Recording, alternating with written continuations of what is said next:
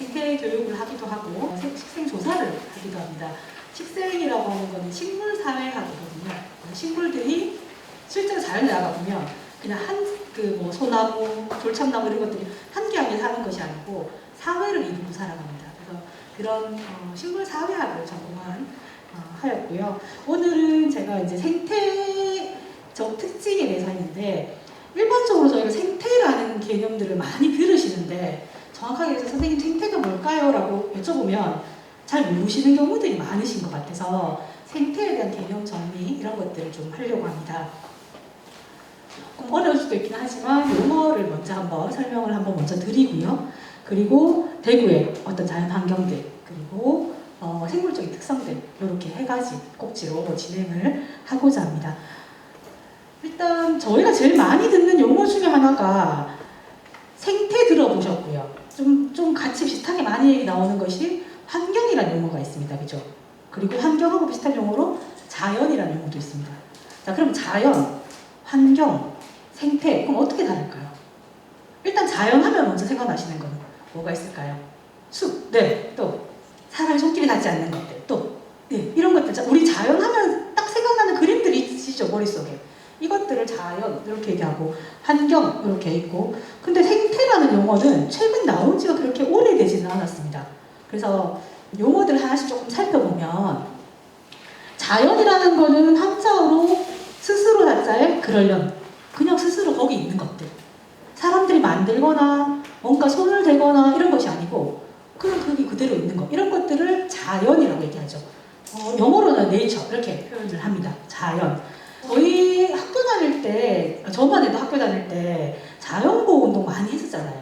기억나시죠? 네, 강으로 산으로 막 다니면서 쓰레기도 줍고 막 이렇게 해서 자연보호해야 된다 하고 그죠? 그래서 국민학교 때, 6학년 때 이제 그 정화 활동하러 학교 근처에 있는데 이제 강에 가서 막 쓰레기 줍고 이러다가 나중에는 선생님은 안 계시고 학생들끼리 막 줍다가 어느 순간에는 막 거기 물고기도 잡고 가물치 잡고 막 이랬던 기억들이 있거든요. 그래서 그게 꽤 오랫동안 자연을 보호해야 된다. 사람들만 잘 살면 안 된다. 이래가지고 자연보호 운동들을 계속 많이 해왔었습니다.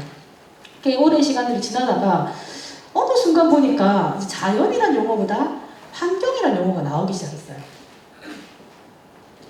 이제 환경이라고 하는 거는 그냥 용어의 뜻을 말씀을 드리면 고리 환자의 지경 경자입니다. 고리라는 거 무슨 말인지 아시죠? 이렇게 동그랗게 된 고리. 지경경자라는 거는 땅의 경계라는 뜻이에요. 그러면 어떤 경계, 동그란 경계가 있는 그거를 환경이라고 표현하는 거예요. 자, 만약에 사람이 있으면 영어로는 environment라고 하는데 이것도 뜻도 마찬가지로 둘러싸여 있다. 이런 뜻으로 생각을 하시면 됩니다. 네, 환경이라는 거는 용어를 크게 이제 두 가지에서 볼 수 있습니다. 하나는 자연적인 환경, 또 하나는 사회적 환경 이렇게 얘기를 합니다. 사회적 환경이라는 거는 내가 학교에 갔을 때 학생, 선생 이런 지위들을 환경이라고 얘기하기도 하고요. 그다음 가족 관계 뭐 이런 것도 다 환경이라고 표현을 합니다. 사회적으로도. 자연에서는 나를 둘러싸고 있는 주변에 이제 영향을 주는 주변의 것들을 다 환경이다라고 생각하시면 돼요. 우리가 흔히 제일 많이 하는 편하게 쓰는 용어로는 자연 환경이라는 표현을 제일 많이 씁니다. 그죠? 우리 주변에 있는 환경들이 대부분 자연에 둘러싸여 있는 경우들이 많이 있어요. 그래서 썼는데 이 환경이라는 용어가 언제 유명해졌냐 하면 제일 유명해진 계기가 딱 있었는데 그게 바로 91년도에 대구 패널 사건 이게 저 위에 그죠? 그 위에 패널 사건이 있었잖아요. 그것 때문에 사람들이 갑자기 환경 문제에 관심을 가지기 시작한 겁니다.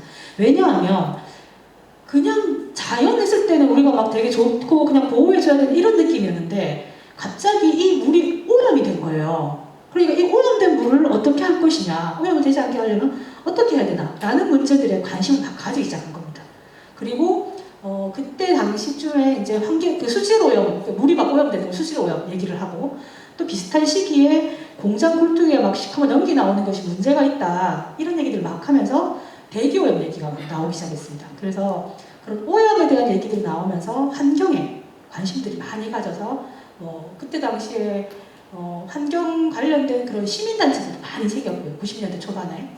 아마 이제 그 전까지는 자연이라는 개념들을 막 갖고 오다가 환경이라는 개념이 바뀌었는데 어느 순간 이제 제가 학교를 졸업하고 난 뒤에 저는 시민사회단체에서 이제 활동가로 일을 하고 있었는데 어느 날 보니까 사람들이 이 용어를 환경이라는 용어를 안 쓰고 어느 날부터 생태라는 용어를 막 쓰기 시작하는 거예요. 그래서 생태가 뭔가 인터넷에 막 찾아봤었던 기억이 있습니다.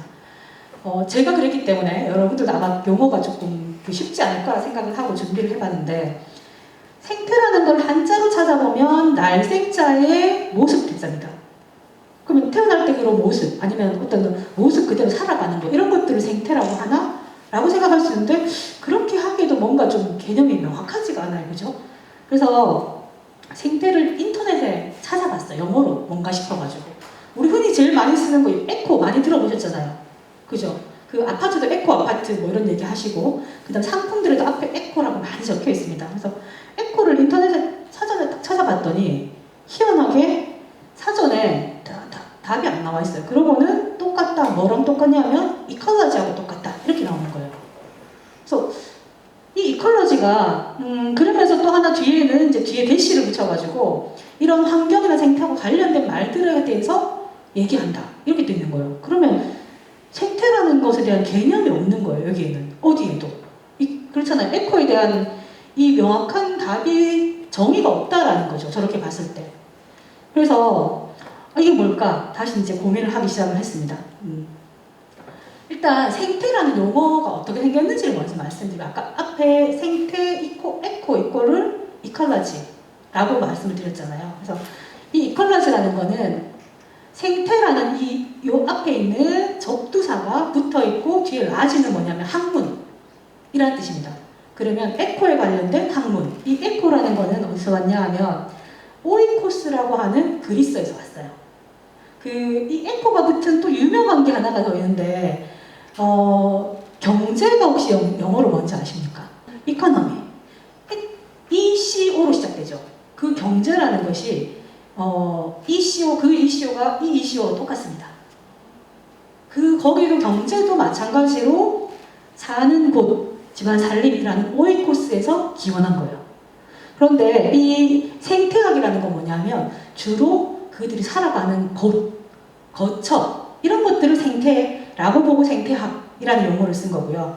경제에서 이코노미는 살림살이, 관리하는 것, 매니지먼트 하는 것에 조금 더 중점을 둬서 그 단어가 두 개가 붙어서 이코노미가 된 거예요. 두 개는 사실은 기본은 똑같습니다. 우리가 생태, 뭐 환경 이런 얘기하면 경제하고 엄청 그 적대적인 관계처럼 느껴질 때가 많이 있습니다. 그죠? 환경을 살리자, 그죠? 생태가 중요하다, 막 이런 얘기하면 경제하시는 분들이 경제 쪽에 좀 더 관심 있으신 분들은 사람도 살고 경제를 살려야지, 무슨 환경 살리고 생태가 중요하냐, 이렇게 좀 대립적인 개념으로 가는 경우가 많은데, 사실은 어원은 같은 데서 출발을 한 거죠. 한쪽은 사는 곳, 한쪽은 관리하는 것. 네, 그렇게 보시면 됩니다. 생태학이라는 용어는 만들어진 게 그렇게 오래되지 않았습니다. 여기 보시면 1866년도에 처음 만들어진 용어예요. 생태학자 해켈이라는 사람이 생태학이라는 용어를 처음 만들었고, 이것이 지금 우리가 쓰는 생태학이라고 하는 한자어는 일본 사람이 만든 겁니다. 1895년도에. 이 사람이 이제 일본에서 독일로 공부를 했어요. 공부를 하고 이컬러지라는 용어를 공부를 다 하고 나서 일본에 와서 번역을 해야 되는데 뭐라고 번역을 해야 될까 고민을 한 거예요. 하다 보니까 그거를 저 한자를 써야 되겠다 해서 날생자에다가 모양 대자를 쓴 생태학이라는 용어를 쓴 겁니다. 우리가 이제 어떤 식물이 살아간다, 내지는 어떤 식물들이 살아간다 라고 했을 때 얘들은 그냥 혼자는 못 삽니다. 식물 살아갈 때 꼭 필요한 여러 가지 것들이 있어요. 그죠? 그 중에 하나가 물 또는 태양 이런 것들이 있습니다. 그러면 식물하고 그 자연 환경, 이런 그 주변에 있는 물, 공기 이런 것들이 서로 관계를 맺고 있어요. 그렇지 않습니까? 예를 들어서 여러분들 집에 다들 많이 키우시는 선인장이라는 것이 있습니다. 선인장 종류가 있잖아요. 선인장은 원래 사는 곳이 어떤 곳입니까? 사막이죠. 밑에 막 햇볕 뜨겁고 늘 햇볕 쨍쨍 내리쬐고 비 거의 없고 그런 곳에 사는 생물입니다. 그러면 그렇다는 얘기는 우리나라에서는 근데 선인장을 키워서 잘 살긴 해요. 근데 원래는 안 살죠. 원래는 안 살죠. 그러니까 지금 이렇게 말씀드리는 건 자연적인 것들을 중심으로 말씀드리는 거예요. 그래서 그러면 우리나라는 산에 가면 산이 훨씬 더 많은데 산에 가보면 다 나무들이 있죠. 또는 그 지역의 어떤 자연 환경들하고 관계를 맺고 있다는 뜻입니다. 거기에 적응한 생물들이 살아가는 거죠. 이렇게 관계를 맺고 있고, 그러면 어떤 식물이 있으면 혼자 살지는 않습니다. 그죠? 거기에 또다시 다른 어떤 곤충을 비롯한 동물도 있고 여러 가지 것들이 또 그 안에서 서로 관계를 맺고 있습니다. 그래서 이런 관계를 맺고 있는 것, 이것이 바로 저희가 생각하고 있는 생태학인 겁니다. 그래서 생태학이라는 건 뭐냐면 생물과 그 환경과의 상호관계, 그러니까 서로 주고받는 겁니다. 영향을. 그냥 혼자 주고받는 게 아니고 그냥 일방적으로 주는 게 아니고 서로 상호관계를 맺는 것. 이것에 대한 연구를 하는 과학적인 연구가 바로 생태학입니다. 자, 그렇다면 요것이 생태학이면 생태학에서 파생된, 아까 우리 생태는 정의가 따로 없다 했잖아요. 에코라는 것이 정확하게.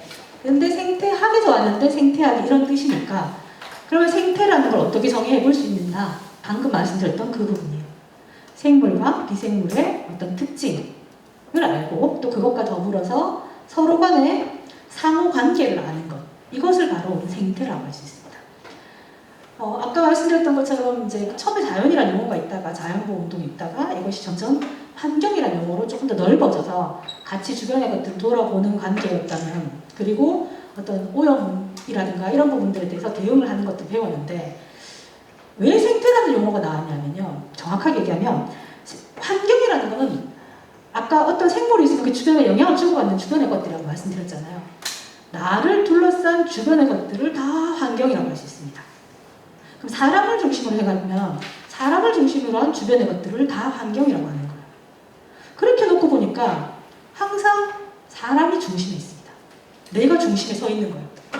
나랑 주변을 따로따로 떨어뜨려 놓고 나는 조금 더 이렇게 부합되는 느낌이잖아요. 환경이라는 용어 자체에서 보면, 뜻에서.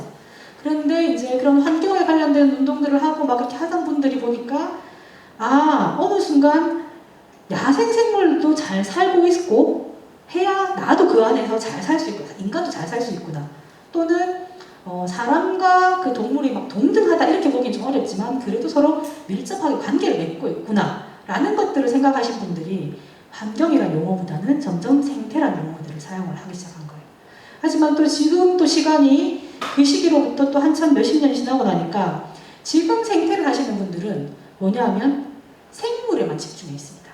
그래서 생태한다, 뭐 생태적 공부한다 이러면은 기본적으로 제일 처음에 하는 게 식물이지 않습니까? 식물에 대해서 알고 막 이름 외우고 특징이 뭔지 막 배우고 이렇게 합니다. 그렇게 하고, 아니면 조금 더 식물 말고 다른 관심 있으신 분들은 곤충이나 새 이런 것들을 합니다. 생태를 하시는 분들이 환경에 대한 개념, 이해가 좀 떨어지셔요. 근데 방금 말씀드린 것처럼 명확하게 생태는요, 생물과 비생물, 생명을 가지고 있는 것과 생명이 없는 것, 이것들에 대한 특징들도 알아야 되지만 그 상호작용을 알아야 되기 때문에 이 환경이라는, 주변에 비생물이라고 적었지만 사실은 그걸 다 뭉뚱그려서 한 말은 환경이잖아요. 일반적으로 쓰는 용어로 보면. 그래서 환경이라는 것들도 알고 있어야 된다는 뜻입니다. 제가 그 학교에서 생태학을 강의를 할 때는 저희 생태학 중에서는 그래서 물의 순환, 대기 순환 뭐 이런 것들도 다 배웁니다. 환경에 대한 것들이 생태에서는 빠질 수가 없어요. 이 상호 관계이기 때문에. 그래서 생물적인 특징들도 배우지만 그런 것들도 다 같이 합니다. 그러니까 여러분들이 나중에 생태라는 용어들을 들을 때는 조금 생물, 살아있는 생물에 대한 것만은 아니구나라는 걸 좀 아셨으면 좋겠다는 의미로 말씀을 드리는 거고요. 그 환경이라고 했을 때는 일반적으로 사람을 빼고 주변의 것들을 얘기를 하긴 했지만 실제로는 거기에 사람 제외하고 나면 생물도 있고 무생물도 있어요. 그렇잖아요. 주변에 생물도 다 있습니다. 영향을 주고받고 살고 있죠. 그리고 생태라고 했을 때도 같은 개념이라고 보시면 돼요. 크게 다르지 않다. 근데 이제 용어상의 학교에서 배울 때 용어의 차이들이 이렇게 있다라는 그 생각을 한번 해보시면 좋을 것 같고요. 이제 대구에 그래서 그 환경에 대한 얘기들을 한번 안 할 수가 없을 것 같아서 제가 가지고 와봤습니다. 일반적으로 이제 어떤 생물들이 살고 있다라고 하면 아까 필요한 것들이 뭐 햇볕도 있고, 그죠? 또 뭐가 있을까요? 물, 뭐 그다음 온도, 땅, 뭐 그죠? 돌로 적어놨지만 땅 이런 것들이 있습니다. 이런 것들을 비생물적 요소라고 표현을 해요. 생물적인 요소는 생명이 있는 있는 것들. 그 다음 비는 아닐 비자를 써가지고 옛날에 그 초등학교 때 배울 때는 그냥 무생물이라고 많이 배웠습니다. 근데 이제 뭐 바람 이런 것들은 사실 무생물이라고 표현하기 좀 어려워가지고 생물이 아닌 거다. 이렇게 표현을 하고 있습니다. 같은 뜻으로 그냥 이해를 하시면 될 것 같고요.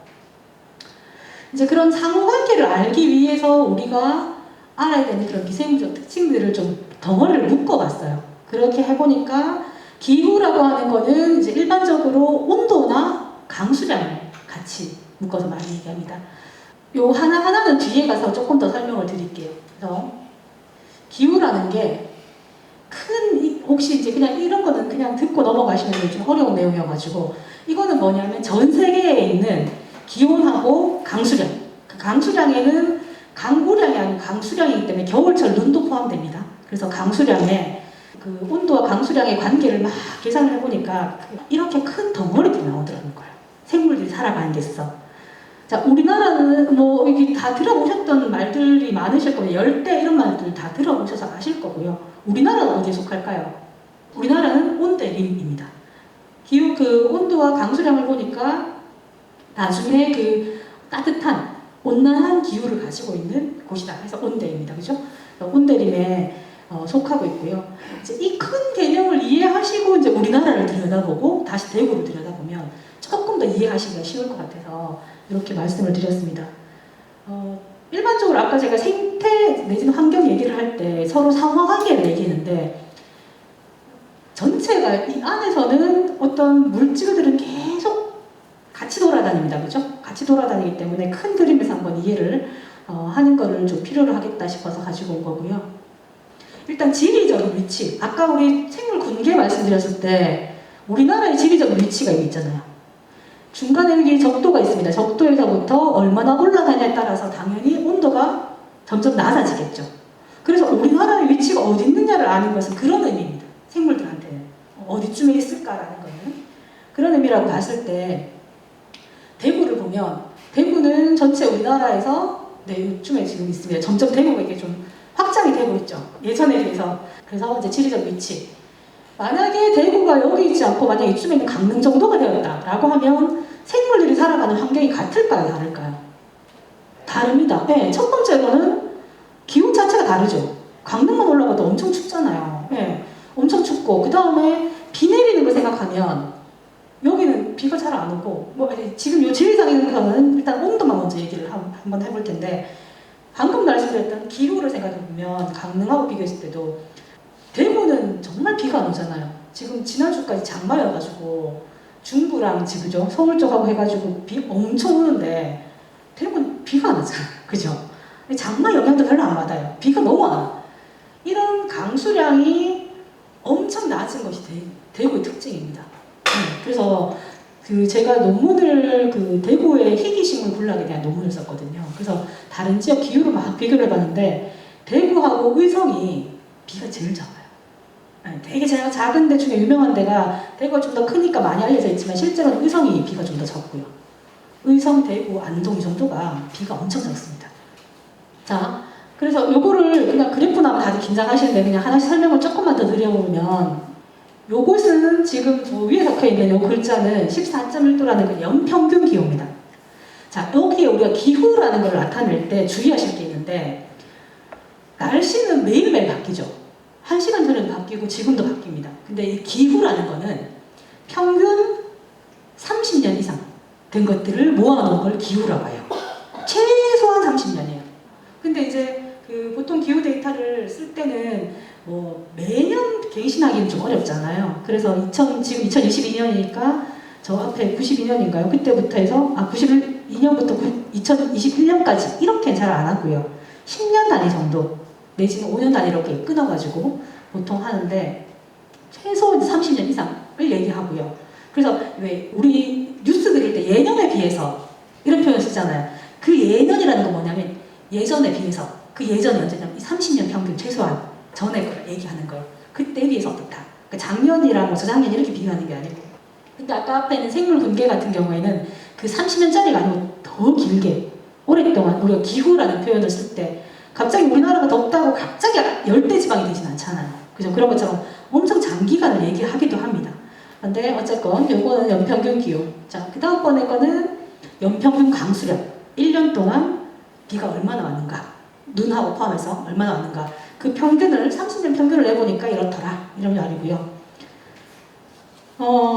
요거는 이제 월 밑에 있는 알파벳은 달입니다.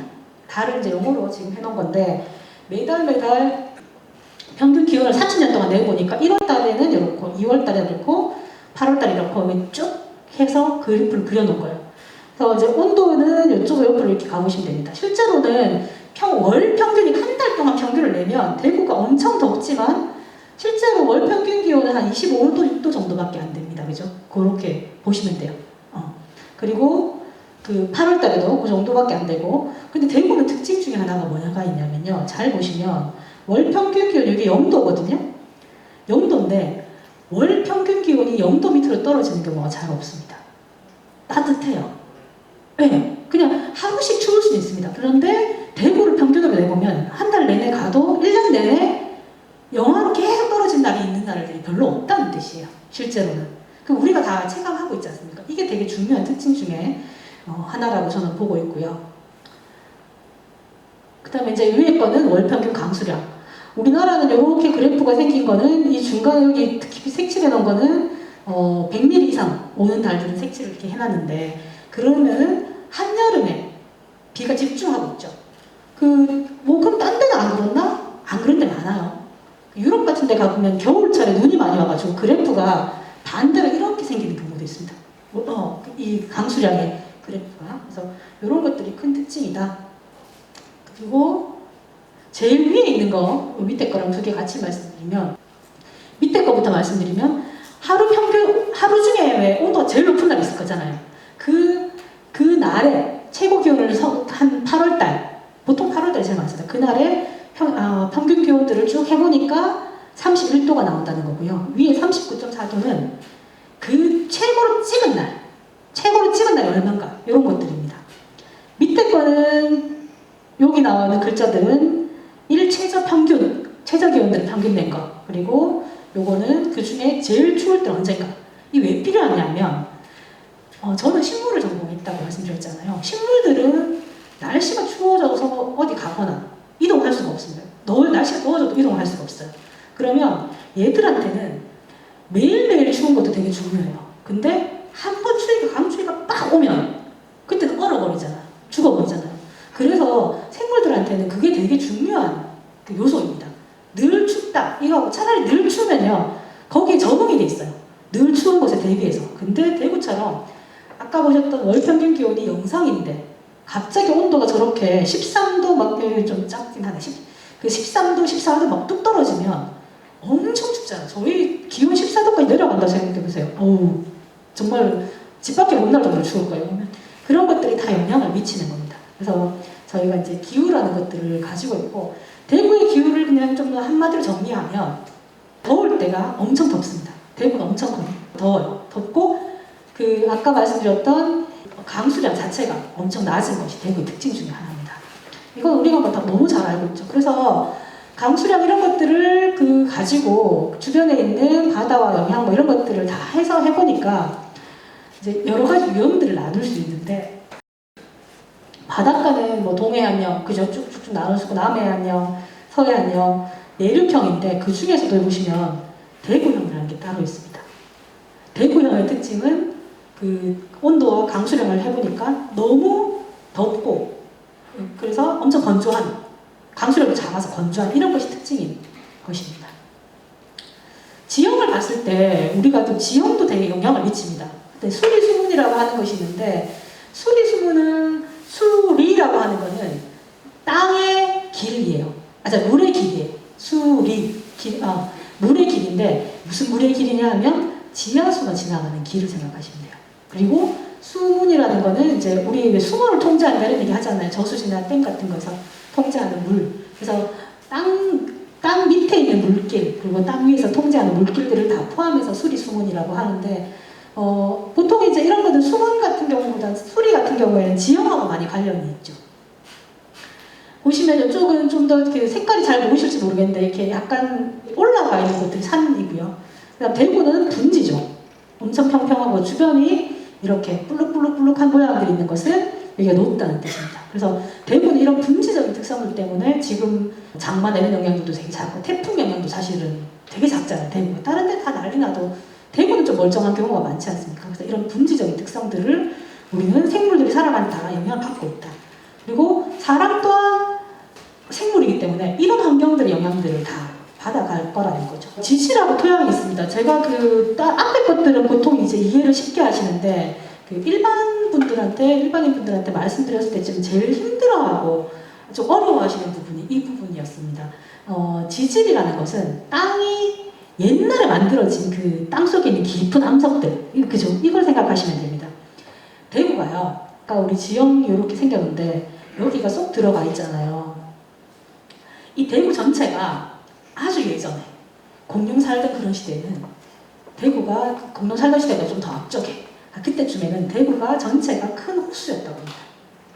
커다란 호수였대요. 커다란 호수였는데 거기에 지금 보이는 것처럼 이렇게 산들이 생긴 거죠. 자, 우리 잘 알다시피 저 위쪽에 북쪽에는 큰 산이 있습니다. 뭐죠? 대구 북쪽에 팔공산. 네, 남쪽에는 그죠? 비슷한 그 다음에 중간에 아까 우리 금호강 이렇게 중간에 흐르고 있고 이쪽 낙동강 이렇게 흐르고 있습니다. 그래서 팔공산을 중심으로 팔공산을 중심으로 한 것들은 팔공산지라고 불러요. 일반적으로 우리가 산맥이라고 하는 거는 태백산맥 이런 것처럼 산들이 계속 이어지는 것을 그냥 산맥이라고 하고요.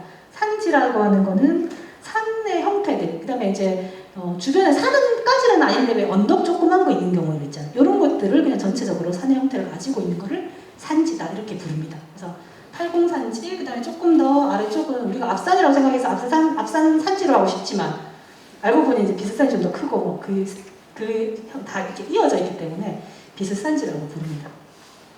이렇게 지금 보이는데, 그리고 중간에는 이제 그냥 충적지 내지는 이렇게 평평한 평탄지 이렇게 생각하시면 되고, 그 중간중간에 구릉이라 그래서 조그만 산들이 있습니다.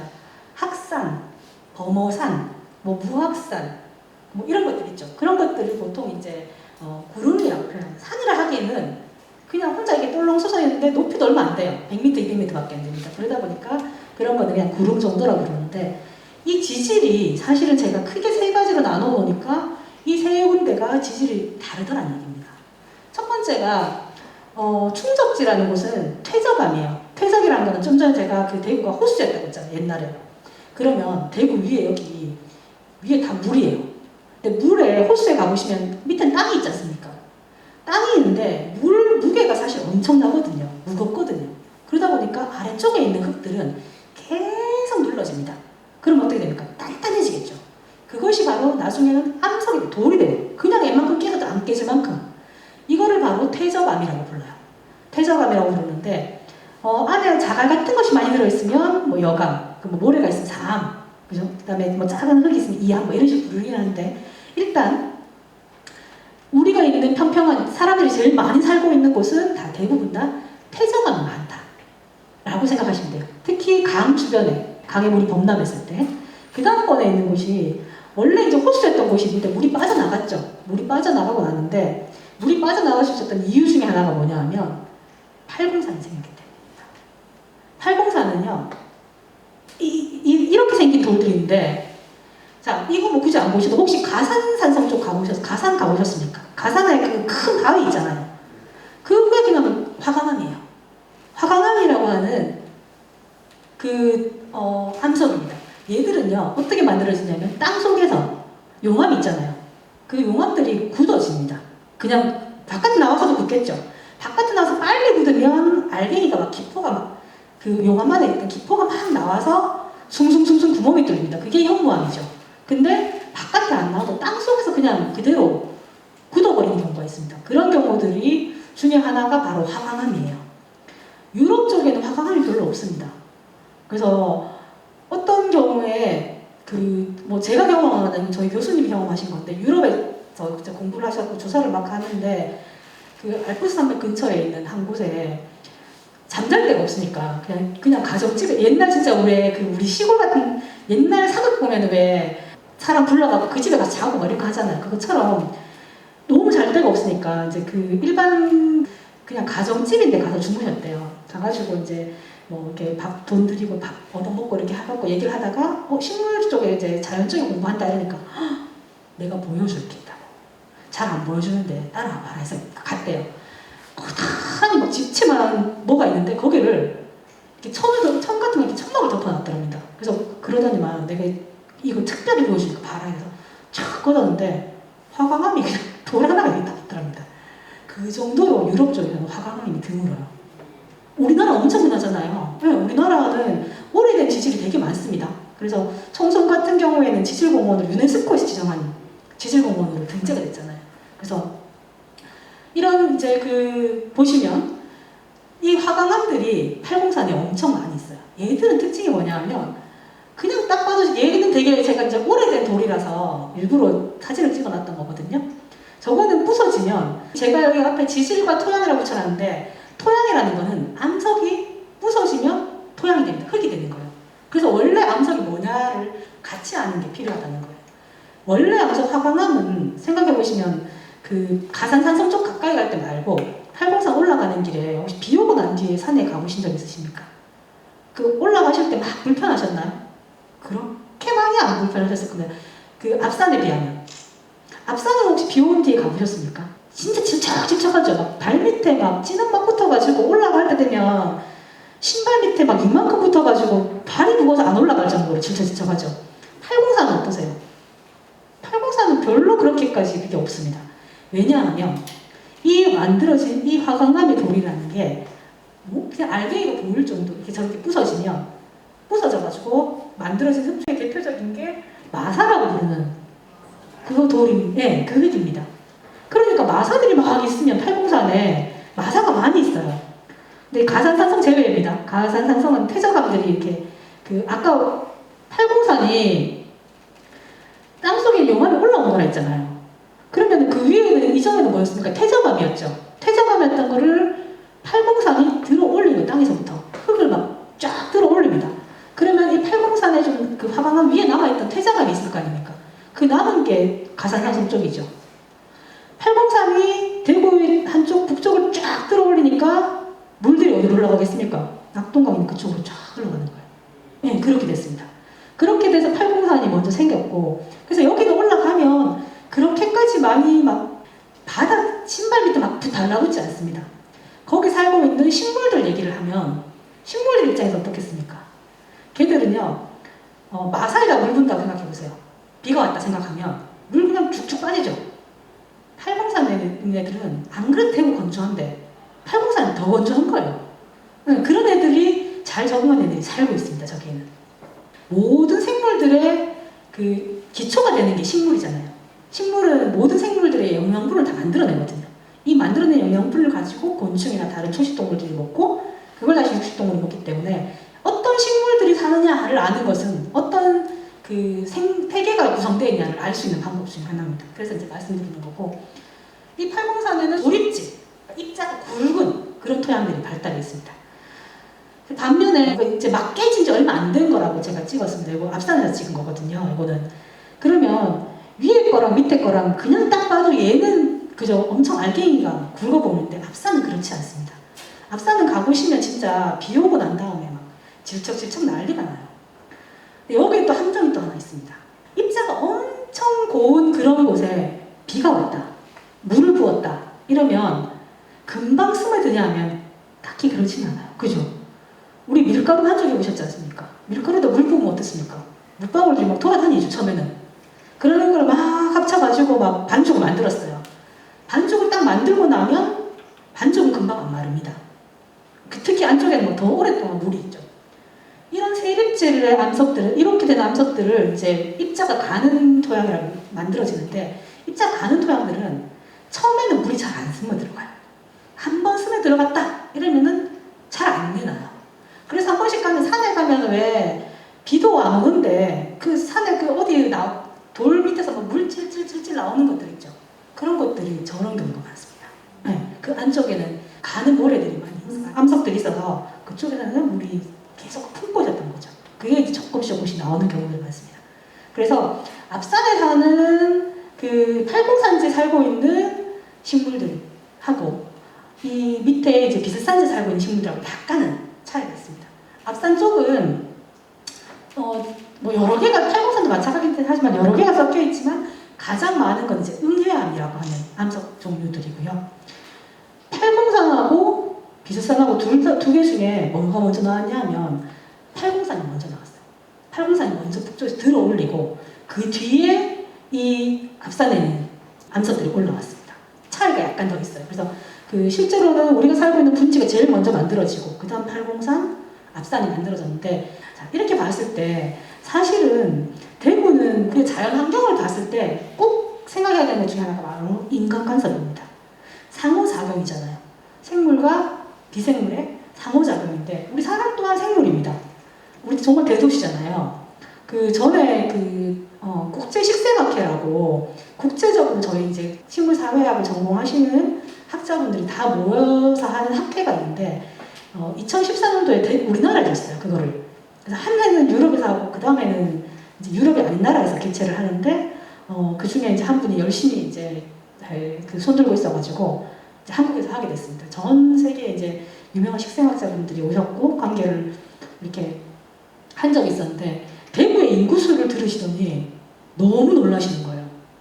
저한테 철자를 잘못 말한 거 아니냐고, 밀리나고 빌려나고 헷갈린 거 아니냐고 이럴 정도로 그렇게까지 많냐? 이렇게 생각하는 정도로 대구가 엄청 대도시입니다. 사실은 인구가 총 지금 2월달이었나요? 2022년 2월이었던 것 같은데 2월인가 4월 기준으로 241만 몇천 명 이렇게 넘어 2천 몇 명 이렇게 넘어가더라고요. 241만 정도입니다. 그러다 보니까 인구 밀도가 너무 높아요. 예. 1제곱킬로미터당 2,794명이 산다는데 1제곱킬로미터가 얼마만큼 되는지 사실 감이 없을 것 같아가지고 1제곱킬로미터를 제가 열심히 그림을 그려봤더니 여기가 어디냐면요. 범어역. 요거 대구은행역 일걸요. 범어역에서 쭉 가면 여기가 MBC는 내거리 맞습니까? MBC 내거리.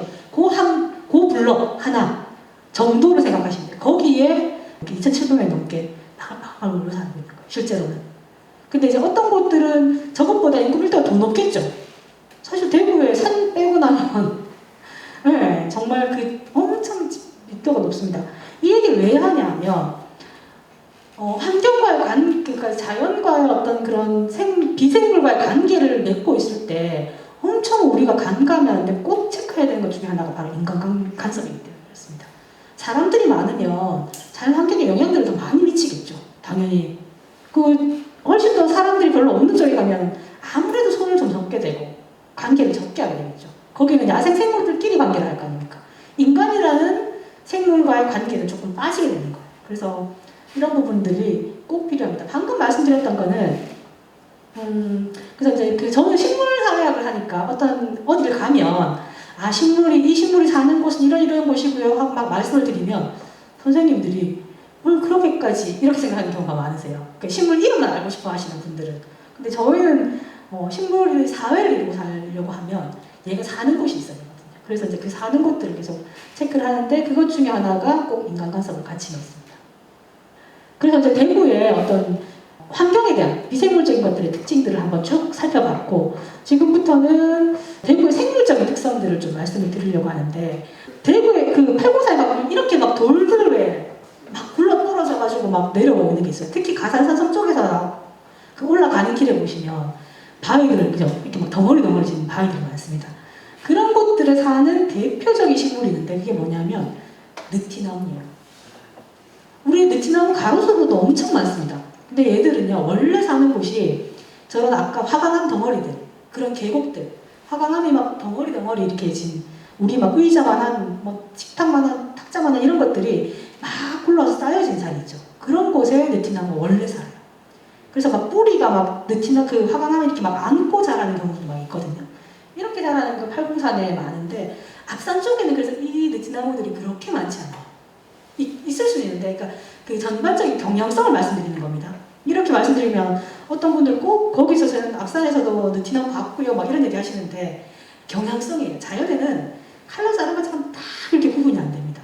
그래서 전체적인 경향성이 그렇다는 거 정도로 이해를 해주시면 좋겠고 느티나무가 아주 멋있게 자라는데 얘들은요 평상시에 가면 물이 별로 없잖아요. 그죠? 근데 땅속에 물이 좀 있긴 한데. 그리고 저런 돌로 된 곳들은 특징이 토양이 별로 없습니다. 흙이 별로 없어요.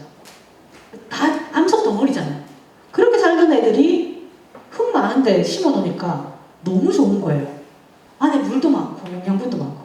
그래서 우리 가로수로 심어놔도 잘 자라죠. 건조해도 잘 자랍니다. 그래서 느티나무 많이 심어놨죠. 그 다음번에 얘는 그 서나무라는 나무입니다. 서나무라 그래서 팔공산에서 이제 은혜산 쪽으로 내려가는 그쪽 계곡에도 좀 많이 있고 가산산업 올라가는 중간에 좀 많이 있는데 얘들은 아까 그 앞에 보였던 느티나무들은 이렇게 그 계곡부 한복판에 자랍니다. 계곡부 한복판에 자라는데 이 나무는요 계곡부 한복판 말고 약간 옆에 산에 막 흙이 이만큼 있는데 말고 돌도 살짝 보이고 흙도 살짝 보이는 그런 곳들에 주로 자라는 나무입니다. 서나무라고 하는 나무고요. 이 나무는 이제 그 팔공산에서 더 위쪽으로 북쪽으로 올라가면 많이 보이는 나무들입니다. 아래쪽엔 별로 없고 팔공산에도 좀 올라가야 있고 앞산 쪽에서는 거의 잘 못 봤어요. 쟤들. 그래서 그것도 또한 팔공산 쪽의 어떤 특징들로 보실 수가 있고요. 혹시 여기 어딘지 아십니까? 그죠? 이렇게 딱 해놓으면 잘 구별이 어려운데 팔공산 우리나라 아니 대구 지역에 되게 유명한 그 자연물이 있습니다. 자연물들 중에서 얘들은 이제 그 자연적인 건데 좀 그 잘 사람들이 보존해주고 이런 것이 필요하다. 그 기억할 만하다. 이렇게 해서 붙여주는 게 천연기념물이라는 것이 있습니다. 전 세계적, 우리나라 전국에 천연기념물의 1호가 대구에 있습니다. 그게 도동측백나무 이름이죠.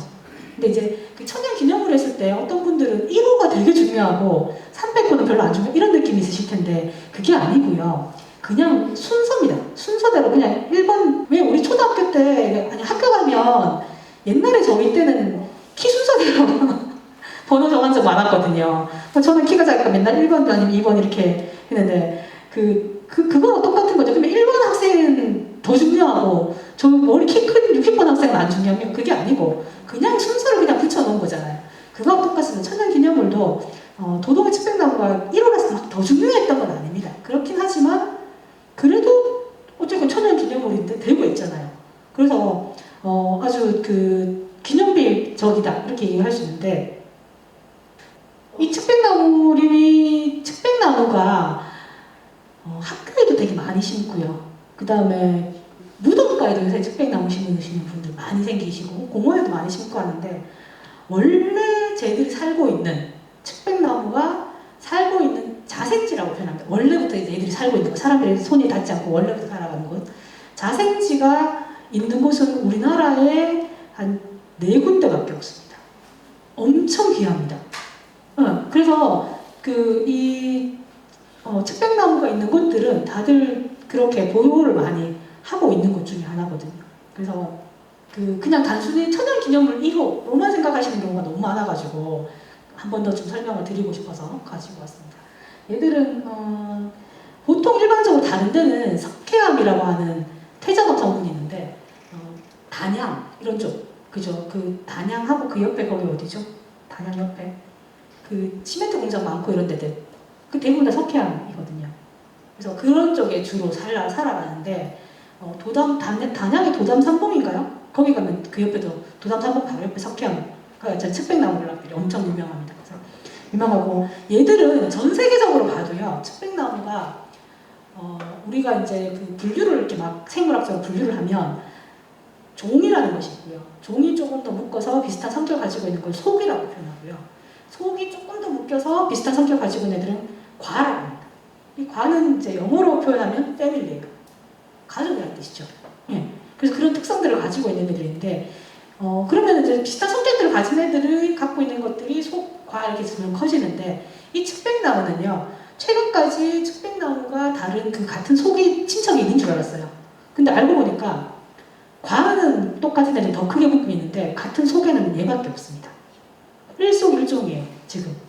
그리고 동아시아 쪽에 많이 식재가 되어 있어요. 중국에도 있고 일본에도 있고 막 이렇게 있어서 세계적인 학자 중에 이렇게 잎이 뾰족뾰족한 잎을 가지고 있는 식물들을 조사하신 분이 있었는데 그분이 조사를 해보니까 다들 심었더라 이렇게 얘기를 하고 있습니다. 근데 가보시면 얘들은 자생이에요.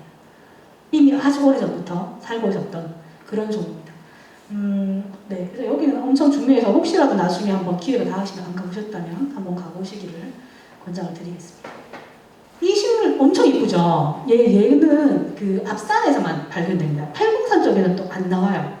안 나오는데 이 식물은 가침박달이라고 하는 식물입니다. 가침박달이라고 하는데 얘는 그 일반적으로 태저강 쪽이 조금 태저강 근처에서 많이 살고 있긴 해요. 그래서 가는 모래가 있는 곳들에서 좀 더 많이 살아가게 되어서 화강암 지역에 안 나오는 식물입니다. 가침박달이라는 식물이고 우리 그 대구에는 대구 앞산에 정상 그 케이블카 지나가면 그 이 가침박달이 한반도에서 봤을 때 제일 남쪽에 있다 그래서 거기를 이제 보호해야 된다 그래서 이제 그 보호지로 지정해 놓은 곳도 있고 이렇습니다. 그리고 그렇죠. 비슬산지. 아까 그거 비슬산지였고요. 요것도 비슬산지인데 요거는 깽깽이 풀이라고 하는 아주 독특한 이름을 가진 식물입니다. 그래서 이 깽깽이 풀 같은 경우에 그렇게 흔하지는 않습니다. 흔히 많이 있는 곳은 아닌데 아마 우리나라의 거의 최대 군락지라고 불려도 손색이 없을 만한 엄청난 큰 군락지가 비슬산지에 있습니다. 그래서 울산 쪽에도 큰 군락지가 있는데 그것보다 아마 여기가 더 다녀오신 분들 여기가 훨씬 더 크다고 얘기를 하시거든요. 그래서 이 식물은 꽃이 먼저 이렇게 피고요. 뒤늦게 잎이 조그맣게 올라오고 이제 꽃이 피는데 다른 식물들이 자라기 전에 자라는데 얘들은 돌들이 막 깨져갖고 흘러내리는 아까 그 팔공산처럼 큰 건 아닌데 저 작은 돌들이 막 흘러져서 깨어져 나오고 그 위에 흙이 좀 쌓여있는 근데 또 그 흙들이 부슬부슬한 흙들이 많은 곳이어야 돼요. 그래서 이제 땅속에 물도 잘 통하고 공기도 잘 통하고 이런 곳에만 살다 보니까 조금 보기가 힘듭니다. 비슬산지에 살고 있고요. 이제 요거는 초지 아까 우리가 살고 있는 일반적인 그 평평한 땅 아까 충석씨 말씀드렸는데 그 근처에 사는데요. 요 꽃입니다. 혹시 한번 보신 적 있으신가요? 얘는 키가 얼마나 되냐면요. 이 꽃대 다 올라와도 요만한 겁니다. 되게 조그매요. 그래서 잘 보기가 힘드신데 얘는요. 그 이 특징 중에 우리 대구에 이제 좀 주목할 만한 식물로 제가 얘를 꼽았는데 저는 되면 이 식물이 저희 대구시의 시화였으면 좋겠어요. 사실은 대구를 대표할 수 있는. 왜냐하면 이 식물은 원래 이제 빙하기 유전 식물이라고 해서 빙하기 때 유전 살아남아 있는 그 빙하기 때를 살아남아 있는 식물 중에 하나입니다. 전 세계에서 봤을 때 우리 대구가 이 식물이 나오는 제일 남방 한계선이에요. 더 남쪽에는 아예 없습니다. 전 세계 중에서 제일 밑에까지 왔다. 그게 여기 있다라고 보시면 돼요. 이 식물은요, 우리나라에서는 대구를 중심으로 밖에 없습니다. 딱 대구와 옆으로 조금 더 가면 영대, 저쪽으로는 낙동강 건너가시면 거의 잘 못 본 것 같고, 남쪽으로는 맞죠? 창녕에 고분군 이렇게 있는데 그런 데 좀 있고, 그 다음에 위에 북쪽으로 조금 더 있습니다. 그래서 대구를 딱 중심으로, 왜냐하면 생물들이 대구라고 한다고 대구 이렇게 우리가 아는 경기 사람이 살진 않을 거잖아요. 그래서 약간 대구를 중심으로 해서 살고 있는데 그냥 대구 식물이라고 해도 과언이 아닙니다. 우리나라에서 대구밖에 없어요. 그리고 조금 더 넓혀서 북한까지 넘어갔다. 그러면 북한의 백두산 밑에 한 군데, 북한도 다 여러 군데 없습니다. 딱 한 군데 있어요. 북한에 한 군데, 대구 한 군데 이렇게밖에 없어요. 그래서 아주 독특한 식물입니다. 몽고 쪽에 가도 있다고 제가 논문에서는 몽고, 러시아, 중국 이렇게 있습니다. 그리고 다른 데는 없어요. 없는 식물인데 얘가요 보시면 잎에 털 보이시나요 혹시? 털이 막 쫙 있습니다. 이름은 애기자운이라고 합니다. 애기자운. 다른 말로는 털새동부라고 하는 경우도 있어요. 그래서 좀 잘 못 들어보신 얘기일 거예요. 그 식물 좀 아시는 분들은 보이시는데 하여튼 얘들은요 잎에 털이 저렇게 많은데 저건 왜 그러냐면 추운 데 사는 애들은 잎에 털이 많습니다. 그런 경우들이 많아요. 왜냐하면 털 사이사이에 공기가 있어가지고 덜 추운 거예요. 그래서 바람도 막아주고 뭐 이렇게 되니까 털을 가지고 있는 경우들이 많습니다. 얘들은 지금 이 시기면 열매도 거의 다 끝난 상태예요. 보통 이른 봄에 꽃이 핍니다. 꽃이 피어서 꽃대가 먼저 이렇게 쭉 올라오고 나는데 이 애기자원이 살고 있는 최대 군락지가 어디냐 하면 그 불로고분군입니다. 불로고분군에 한 4월달 요때쯤 가시면 이렇게 뭔가 땅바닥에 키 조그만데 이렇게 핀 꽃들이 있어요. 그거는 거의 다 애기자원이라고 보시면 돼요. 색깔은 참고하고 되게 많이 닮았는데 꽃 모양은 어떻게 생겼냐면 콩하고 닮았어요. 콩하고 가족이거든요. 콩과입니다. 그래서 콩하고 닮았는데 꽃이 이제 한 개가 있는 게 몇 개가 이렇게 돌려가면서 대에 달려 있습니다. 그래서 그런 아이고요. 얘는 아까 말씀드린 빙하기 유전 식물이고 대구밖에 없는데 대구에서도 어디에 많냐 하면 금호강, 낙동강의 영향들이 좀 있는 곳에 많아요. 그래서 그 아까 우리 비슬산지, 뭐 팔공산지 했잖아요. 산 위에 올라가면 없습니다. 얘들은 햇볕이 하루 중에 한 3분의 1 정도 그 우리 해가 떠 있는 시간 중에 한 3분의 1 정도는 해가 좀 들어와 줘야 살 수 있는 애들이에요. 그러다 보니까 이제 그 왜 전에 한동안 할미꽃을 보호해야 된다 막 이런 얘기 혹시 들어보셨습니까? 할미꽃이 옛날에 많았는데 지금은 할미꽃이 잘 없다, 보기 어렵다 이런 얘기가 있습니다. 할미꽃도 빙하기 유전식물이에요. 걔들이 원래 사는 데가 추운 데였습니다. 걔들이 빙하기가 되면 이제 지나고 빙하기를 피해서 좀 더 살기 좋은 남쪽으로 이렇게 이동을 한 거죠. 본인이 이동하고 싶은 이동한 건 아니고 씨앗들이 떨어져서 이렇게 점점 밑으로 내려왔는 것이 우리나라에 퍼져 있었는데 할미꽃도 풀밭에 사는 식물이에요. 그러다 보니까 옛날에는 산에 무덤이 많으니까 햇빛이 잘 들어왔잖아요. 근데 지금은 산이 울창해지고 무덤이 많이 줄었습니다. 옛날에 비해서. 그러다 보니까 살 데가 없으니까 할미꽃이 많이 줄어든 거예요. 할미꽃하고 얘하고 같이 나오는 경우도 가끔 있습니다. 그래서 화원이나 이런 쪽 가면 그냥 바깥에 여기 이 강이 딱 보이는 자리 이런 데는 둘이 같이 나오기도 합니다. 네, 제일 큰 군락지는 그 불로고분군인데 그 주변에 많다 있잖아요. 그래서 앞산 순환도로 지나가다가 차 밀려서 이렇게 보고 있으면 옆에도 있기도 하고요. 계명대학교, 경북대학교 이런 데도 많이 살고 있습니다. 그래서 근데 어쨌건 얘는 대구를 벗어나면 거의 못 본다고 생각하시면 돼요. 그런 정도의 식물이라서 틈만 나면 제가 이제 그래서 그 대구 승무원 계시는 선생님들한테도 얘를 좀 많이 좀 한번 키워보면 좋겠다. 그래서 대구에 어떤 분이 오셨을 때 선물로 저런 화분 같은 거 키워서 이렇게 나눠주고 이러면 너무 좋을 것 같다고 얘기하고 대구시에도 뭐 틈만 나면 얘를 혹시 시화로 정하면 안 되겠냐. 대구시의 꽃으로. 왜냐면 딴 데 없잖아요. 대구밖에 없으니까. 그래서 이제 그런 스토리도 너무 좋습니다. 아까 빙하기 유전식물과 뭐 이런 여러 가지 것들이 있어가지고 그렇게 말씀드렸는데 옆에 이제 얘들이 조금 문제가 돼가지고 그 2017년도인가 제가 이제 관련해서 논문을 썼었거든요. 쓰고 난 다음에 인터뷰를 해서 여기에 지금 좀 문제가 되는 것이 있다. 그래서 불로고분군이 애기자원의 가장 최대 군락지인데 여기에 큰 금계국이라고 하는 불로고분군 인터넷 사진 치면 노란색 꽃들 막 예쁘게 있습니다. 그 예쁜 노란색 꽃들이 실제로는 이 애기자원을 위협하는 귀하식물이에요. 그래서 이제 그거 갖고 한번 인터뷰를 했는데 그러고 났더니 그 다음에 동구에서 싹 다 잘라가지고 지금은 많이 줄어든 걸로 알고 있습니다. 하여튼 그런 식물들이 지금 여기 남아있습니다. 여기까지 하고 아마 제가 준비한 몇 가지 싶습니다. 네, 그러면 오늘 이걸로 마치도록 하겠습니다. 네, 고맙습니다.